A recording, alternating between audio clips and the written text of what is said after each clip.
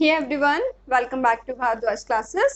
सो आज है इलेक्ट्रिसिटी का लेक्चर नंबर 2 और लास्ट लेक्चर में हमने पढ़ा था चार्ज और उसकी प्रॉपर्टीज के बारे में।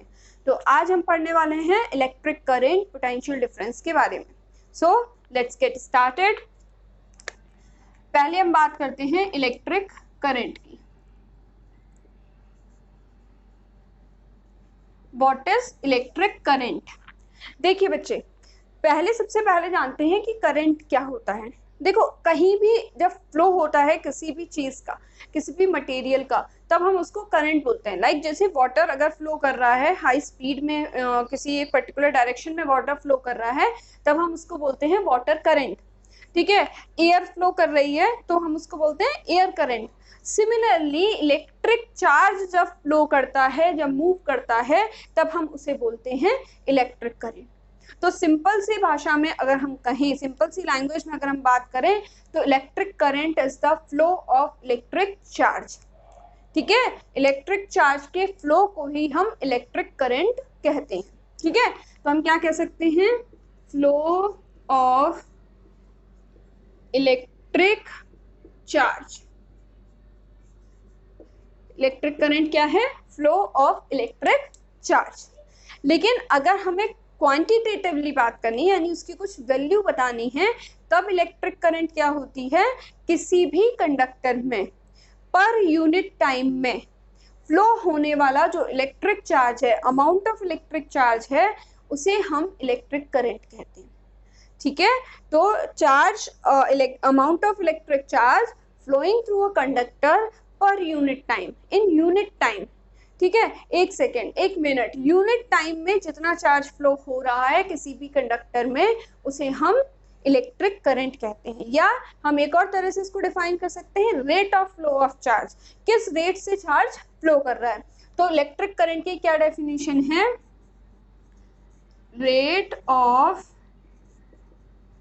Flow of charge is known as electric current। ठीक है, rate of flow of charge is known as electric current. या एक और तरीके से हम इसकी डेफिनेशन लिख सकते हैं, कैसे? Amount of charge flowing through a conductor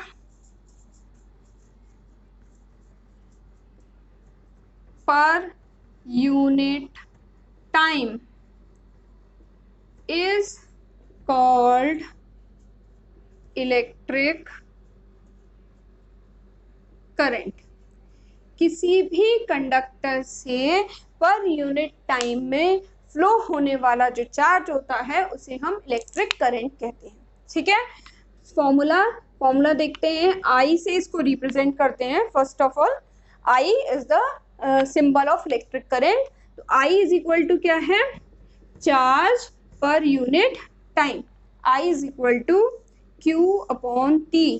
कितना टाइम फ्लो हो रहा है, कितना चार्ज फ्लो हो रहा है पर यूनिट टाइम में, उसे हम करंट कहते हैं। ठीक है, तो I is equal to Q upon T. अब इसकी जरा हम यूनिट की बात करते हैं, तो यूनिट क्या होगा? देखिए, कूलाम चार्ज की यूनिट क्या होती है? कूलाम होती है, आपको पता है। पर टाइम की यूनिट सेकेंड होती है। ठीक है, तो इसकी यूनिट क्या हो गई? कूलाम पर सेकेंड। लेकिन इसकी जो एसआई यूनिट होती है, एसआई यूनिट जो है वो रखी गई है एम्पियर। जो एक साइंटिस्ट थे एम्पियर के नाम पर, तो इसकी एसआई यूनिट होती है एम्पियर, जिसको हम कैपिटल ए से रिप्रेजेंट करते हैं। ठीक है, तो अब तक हमने क्या जाना? इलेक्ट्रिक करंट क्या होता है? Flow of electric charge. किसी भी डायरेक्शन में जब इलेक्ट्रिक चार्ज फ्लो करता है तब हम उसे इलेक्ट्रिक करंट कहते हैं। और उसकी वैल्यू की बात करें तो amount of charge flowing through a conductor per unit time is known as electric current। किसी भी कंडक्टर से पर यूनिट टाइम में जितना भी चार्ज फ्लो होता है उसे हम इलेक्ट्रिक करंट कहते हैं। फॉर्मूला क्या होता है, I is equal to Q upon T, और इसकी यूनिट होती है एम्पियर, एसआई यूनिट होती है एम्पियर या कूलम पर सेकेंड। ठीक है, चलो अब हम इसको जरा डिफाइन करते हैं। अगर अब मुझे एम्पियर को डिफाइन करना है, 1 एम्पियर को डिफाइन करना है, तो हम कैसे लिखेंगे, 1 एम्पियर इज इक्वल टू आई जो है वो 1 एम्पियर कब होगा, जब Q 1 कूलम हो और टाइम भी 1 सेकेंड हो। तो इसको हम क्या लिखेंगे, 1 कूलम अपॉन 1 सेकेंड। ठीक है, तो आप 1 एम्पियर को कैसे डिफाइन करोगे, the current flowing through a conductor is equal to 1 ampere if 1 coulomb charge is flowing through that conductor in 1 second। अगर 1 सेकेंड में 1 कूलम चार्ज फ्लो कर रहा है तो उसमें फ्लो होने वाली जो करंट होगी वो क्या होगी, 1 ampere.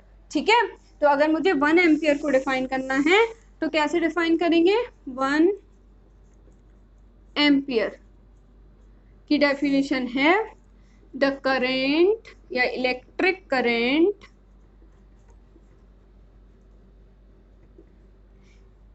in the conductor is said to be 1 ampere if 1 coulomb charge is flowing through the conductor in 1 second। जब 1 सेकेंड में किसी भी कंडक्टर में 1 कूलम चार्ज फ्लो होता है तो उसमें पास होने वाली, फ्लो होने वाली जो करंट होती है वो कितनी होती है, 1 एम्पियर होती है। ठीक है, नाउ अब बात करते हैं डायरेक्शन की। अब बात करते हैं डायरेक्शन ऑफ इलेक्ट्रिक करंट। तो जो इलेक्ट्रिक करंट है, इलेक्ट्रिक करंट की डायरेक्शन जो होती है उसे हम कहते हैं कन्वेंशनल डायरेक्शन। क्यों, क्योंकि कन्वेंशनल का मतलब होता है जो पहले से चला आ रहा हो, पारंपरिक हो।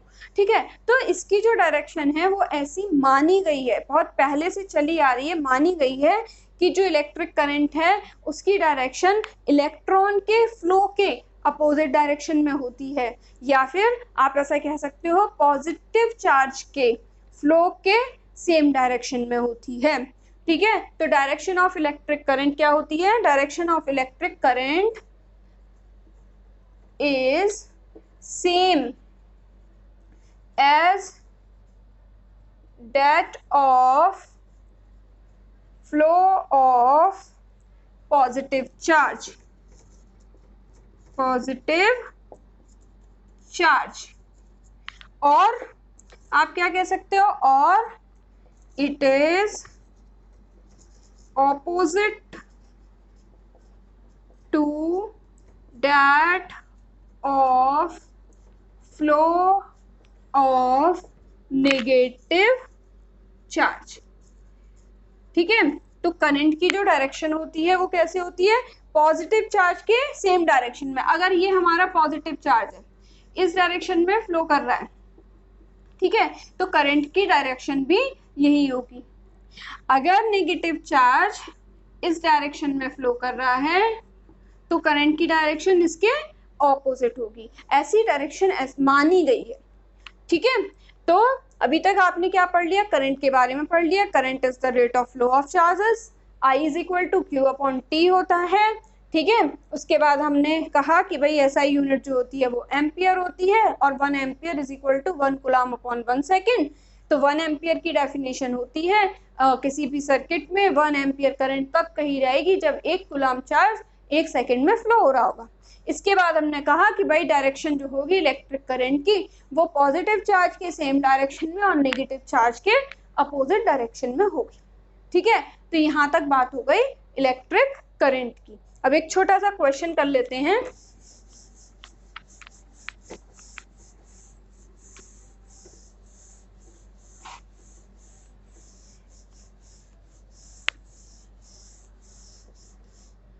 ठीक है, छोटा सा क्वेश्चन है, if 10 ampere current is flowing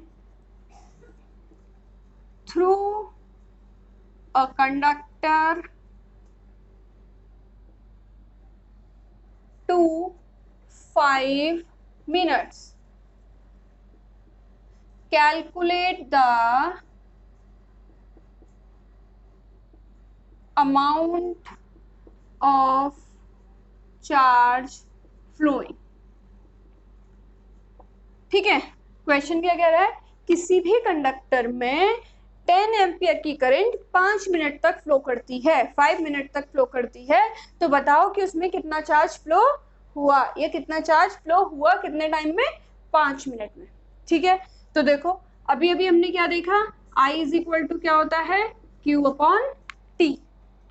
ठीक है, हमें क्या करना है, देखो करंट दिया है, टाइम दिया है, हमें क्या निकालना है, चार्ज निकालना है। तो charge Q is equal to क्या होगा, I इंटू T।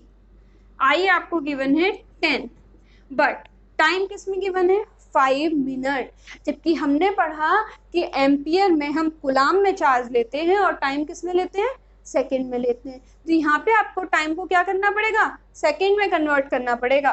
तो 5 मिनट्स 5 इंटू 1 मिनट में कितने सेकेंड होते हैं, 60 सेकेंड होते हैं, तो 60 का मल्टीप्लाई हो जाएगा। ठीक, 6 5 जार 30 एंड 2 जीरोस, तो Q is equal to 3000 coulomb. तो इसी तरीके से छोटे छोटे क्वेश्चंस आपको मिलेंगे, फॉर्मूला बेस्ड क्वेश्चंस मिलेंगे एग्जाम में।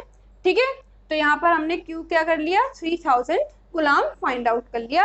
बस आपको क्या ध्यान रखना है कि आपको करंट एम्पियर में रखनी है, चार्ज कूलम में रखना है और टाइम सेकेंड में रखना है। ठीक है, चलिए अब जरा हम बात करते हैं कुछ अदर यूनिट्स की। Some smaller units of current, current की कुछ स्मॉलर यूनिट, क्योंकि कभी कभी आपको क्वेश्चन में एम्पियर में करंट नहीं देगा, कुछ और यूनिट में देगा, कुछ छोटी यूनिट में दे सकता है। ठीक है, तो जनरली आपको क्या होती है, आपको जो छोटी यूनिट मिलती है आपको मिलती है मिली एम्पियर। ठीक, तो देखो 1 milli ampere is equal to क्या होता है, 10⁻³ एम्पियर। तो जहां भी आपको करंट मिली में दिया है, मिली एम्पियर दिया है, आपको उसे एम्पियर में कन्वर्ट करना है, क्या करोगे, इंटू 10⁻³ एक और छोटी यूनिट होती है माइक्रो एम्पियर, ये माइक्रो का साइन है, इसको आप बोलते हो माइक्रो। ठीक है, 1 माइक्रो एम्पियर, और ये 1 माइक्रो एम्पियर होती है 10⁻⁶ एम्पियर। ठीक है, ये दो छोटे यूनिट हैं जो जनरली आपको न्यूमेरिकल्स में क्वेश्चंस में मिलेंगी। मिली एम्पियर 10⁻³ का मल्टीप्लाई करना है, माइक्रो में है तो 10⁻⁶ का मल्टीप्लाई करना है। ठीक है, तो यहाँ तक बात हो गई इलेक्ट्रिक करंट की। अब बढ़ते हैं अपने नेक्स्ट टॉपिक पे, और वो है पोटेंशियल डिफरेंस या इलेक्ट्रिक पोटेंशियल। नेक्स्ट टॉपिक क्या है हमारा, electric potential and electric potential difference. ठीक है, electric potential and electric potential difference. देखो एक चीज आपको याद रखना है कि जो इलेक्ट्रिक पोटेंशियल होता है ना, वो एक्चुअल में हमारी जो लाइफ होती है उसमें डिफाइन ही नहीं होता। ठीक है, या उसका कोई मीनिंग नहीं होता। जो मीनिंग होता है, जो डिफाइन होता है, जिसका कुछ इम्पोर्टेंस है, सिग्निफिकेंस है, वो है electric potential difference. Electric potential तो एक स्पेशल केस है इलेक्ट्रिक पोटेंशियल डिफरेंस का, वो अभी मैं समझाऊंगी कैसे। ठीक है, तो इलेक्ट्रिक पोटेंशियल डिफरेंस है क्या, तो बेसिकली पहले आप इसका कंसेप्ट समझो कि ये जो है एक तरह से आप कह सकते हो वर्क है। ठीक, अब वर्क किस चीज में है, तो देखो अगर आप ऐसे समझो कि एक पानी का टैंक है, इसमें यहाँ तक पानी भरा हुआ है, ठीक है। एक दूसरा पानी का टैंक है और उसमें थोड़ा नीचे तक, इसका वाटर लेवल थोड़ा कम है, और यहाँ पर एक पाइप लगी है, यहाँ पर एक टैप है, ठीक है। अब अगर ये टैप ओपन है तो क्या होगा, बताओ क्या होगा? आप कहोगे पानी इसमें से इसमें जाएगा, इसमें फ्लो करने लगेगा, करेगा ना? हाँ करेगा। क्यों? क्योंकि यहाँ पर दोनों के वाटर लेवल में कुछ डिफरेंस है, ठीक है। अगर दोनों के वाटर लेवल सेम होते तो क्या पानी फ्लो करता? नहीं करता, ठीक है। तो पानी फ्लो नहीं करता। क्यों नहीं करता? क्योंकि दोनों के वाटर लेवल में कोई डिफरेंस नहीं है, दोनों बराबर हैं। लेकिन अगर दोनों के वाटर लेवल में डिफरेंस है तो पानी क्या करेगा? फ्लो करेगा। कहाँ से कहाँ करेगा? ज्यादा लेवल वाले से कम लेवल वाले टैंक की तरफ फ्लो करेगा, ठीक है। सेम यही कंसेप्ट है पोटेंशियल डिफरेंस या पोटेंशियल का, ठीक है। ये अगर एक बॉडी है, ठीक, इसके पास चार्ज है, सपोज पॉजिटिव चार्ज है, और इसके पास क्या है? ज्यादा चार्ज है। यानी कि जैसे हम यहाँ वाटर लेवल डिफाइन करते हैं, सिमिलरली यहाँ पे चार्ज का जो लेवल डिफाइन करते हैं वो हम पोटेंशियल से करते हैं, ठीक है। तो इसके पास ज्यादा चार्ज है, मतलब इसके पास ज्यादा पोटेंशियल है। पोटेंशियल मतलब कुछ क्षमता, है ना। कहते हैं इसके पास, इस बच्चे का पोटेंशियल बहुत हाई है, ये बहुत जल्दी समझता है, यानी उसमें एक एबिलिटी है। ऐसे ही यहाँ पे पोटेंशियल ज्यादा मतलब इसके पास ज्यादा चार्ज है, इस पे एबिलिटी है इसके पास ज्यादा चार्ज रखने की। दूसरी एक और बॉडी है, इस पे थोड़ा कम चार्ज है ना, इसका पोटेंशियल कम है। तो ये क्या है? पोटेंशियल बेसिकली यहाँ पर आप समझ लो वाटर लेवल, इसका वाटर लेवल ज्यादा है, इसका वाटर लेवल कम है। अब जब हम इनको कनेक्ट करते हैं तो क्या होता है? जिसका पोटेंशियल ज्यादा होता है उससे क्या फ्लो करता है? चार्ज फ्लो करता है कम पोटेंशियल वाले। जैसे हाई लेवल वाले से पानी फ्लो कर रहा है लो लेवल वाले पे, यहाँ पर पानी है और यहाँ पर चार्ज है, यहाँ पानी फ्लो कर रहा है, यहाँ चार्ज फ्लो कर रहा है, ठीक है। तो हाई पोटेंशियल वाले से लो पोटेंशियल वाले पर चार्ज फ्लो करता है, और चार्ज फ्लो करेगा तो क्या होगा? करंट बनेगी, क्योंकि हमने पढ़ा है फ्लो ऑफ चार्जेस करंट, है ना। तो करंट कब फ्लो करेगी? जब दो बॉडीज के बीच में पोटेंशियल डिफरेंस होगा, है ना। जैसे यहाँ पे वाटर लेवल डिफरेंस होगा तभी तो पानी फ्लो करेगा। ऐसे ही जब इन दोनों बॉडीज के बीच में ये इलेक्ट्रिक पोटेंशियल डिफरेंस होगा तभी चार्ज फ्लो करेगा और तभी करंट बनेगी, ठीक है, करंट फ्लो करेगी। तो करंट फ्लो होने के लिए क्या होना चाहिए? पोटेंशियल में डिफरेंस होना चाहिए, ठीक। तो पोटेंशियल का कंसेप्ट समझ में आ रहा है? पोटेंशियल एक ऐसी चीज है जिसका डिफरेंस क्रिएट होगा तभी करंट फ्लो करेगी, ठीक है। और पोटेंशियल ज्यादा कब होगा? जब बॉडी पे ज्यादा चार्ज होगा, और चार्ज करने के लिए क्या करना पड़ेगा? कुछ ना कुछ सोर्स लगाना पड़ेगा, कुछ वर्क करना पड़ेगा, ठीक है। तो बेसिकली पोटेंशियल डिफरेंस क्या होता है? एक पॉइंट से दूसरे पॉइंट तक चार्ज को ले जाने में जो वर्क करना होता है उसको पर यूनिट चार्ज पर हम कहते हैं इलेक्ट्रिक पोटेंशियल डिफरेंस। तो ये तो कंसेप्ट था। अब जरा इसकी डेफिनेशन पे आते हैं, कैसे डिफाइन किया गया है।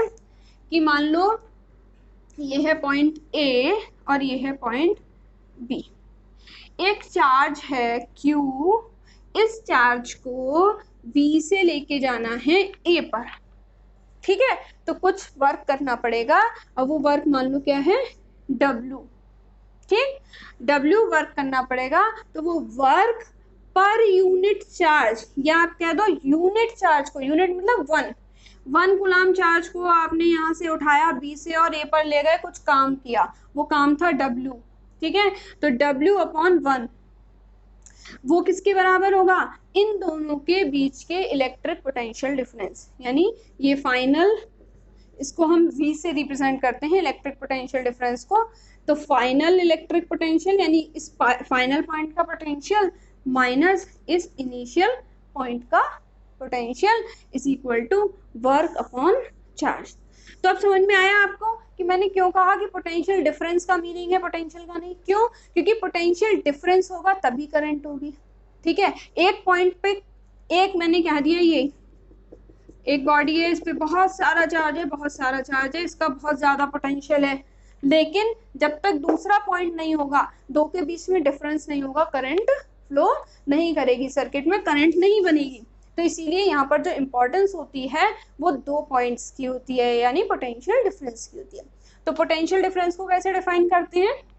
Electric potential difference between 2 points is defined as the work done to bring a charge from one point to another per unit charge, या work done per unit charge to bring it from one point to another point। एक point से दूसरे point तक ले जाने में work जो करना होता है पर यूनिट चार्ज पर, वो क्या होता है? इलेक्ट्रिक पोटेंशियल डिफरेंस होता है।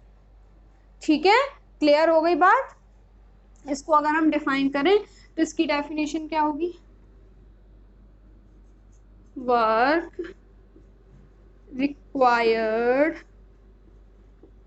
to be done per unit charge to bring it from one point to another point is known as electric potential difference between these 2 points। ठीक है, इन दोनों पॉइंट्स के बीच electric potential difference is equal to work done पर unit charge to bring it from one point to another point. ठीक है, notation आपने देख लिया, इसको V से रिप्रेजेंट करते हैं।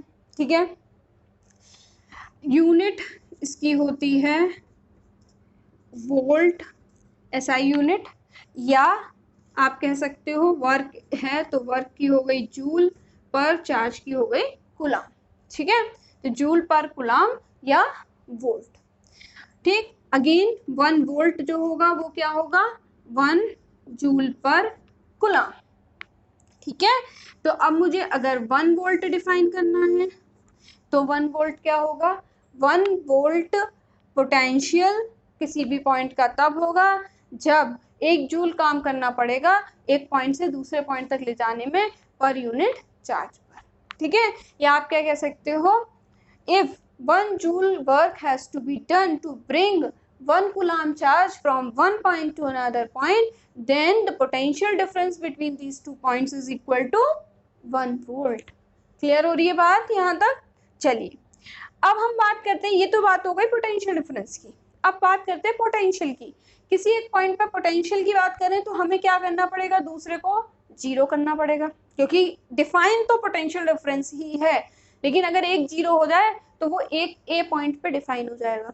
तो उसके लिए ऐसा मान लिया गया कि हमने कहा कि भाई इन्फिनिटी, बहुत दूर इन्फिनिटी पे पोटेंशियल जीरो होता है, तो बी को अगर इन्फिनिटी मान ले तो हमें एक पॉइंट पर डिफाइन हो जाएगा, तब हम उसको बोलते हैं इलेक्ट्रिक पोटेंशियल। तो पोटेंशियल क्या होता है? Work required to be done to bring a charge या unit charge from infinity to a point.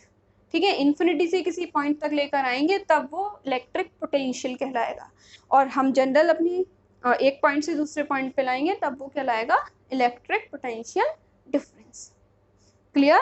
चलिए अब जरा एक छोटा सा क्वेश्चन करते हैं इस कंसेप्ट के ऊपर।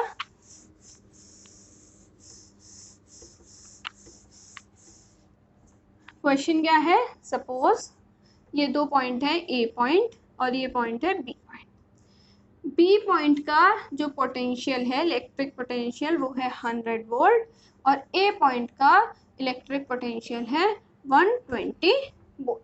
ठीक है, एक चार्ज जो है Q is equal to 10 coulomb. इस 10 कूलम चार्ज को B से A तक ले जाने में कितना वर्क करना पड़ेगा आपको फाइंड करना है। Find work done to bring 10 coulomb charge from B to A। ठीक है, तो भाई हमारी डेफिनेशन क्या कहती है? लगा दो डेफिनेशन। पोटेंशियल डिफरेंस कौन सा? Final minus initial. Final point कौन सा है, ए पर आ रहे हैं, कहाँ से, बी से, तो V A minus V B is equal to work done W by Q। यही डेफिनेशन है, अभी पढ़ी थी। वैल्यूज लगा देते हैं, 120 minus 100 W by Q 10 coulomb, W is equal to 120 minus 120 into 10, W हो गया 200 जूल। ठीक है, तो यहाँ तक हमने आज पढ़ लिया इलेक्ट्रिक करंट के बारे में। इलेक्ट्रिक करंट क्या होती है, क्या यूनिट होती है, डायरेक्शन क्या होती है, और पोटेंशियल डिफरेंस के बारे में। ठीक है, छोटे छोटे क्वेश्चंस भी कर लिए। इसी तरीके के क्वेश्चंस आप और प्रैक्टिस कर सकते हैं। अगर आपको कोई डिफिकल्टी आए तो प्लीज मुझे कमेंट सेक्शन में बताना, मैं उनके सॉल्यूशन आपको जरूर प्रोवाइड कराऊंगी। ठीक है, तो नेक्स्ट लेक्चर में हम पढ़ेंगे अब ओम्स लॉ, जो कि बहुत बहुत बहुत ज़्यादा इंपॉर्टेंट टॉपिक है आपके बोर्ड एग्जाम के लिए। तो उस लेक्चर को देखना बिल्कुल भी मत भूलना। और अगर आपने अभी तक सब्सक्राइब नहीं किया है तो प्लीज़ चैनल को सब्सक्राइब कर लो, ऐसे ही अच्छे अच्छे वीडियोस देखने के लिए। Okay, thank you so much.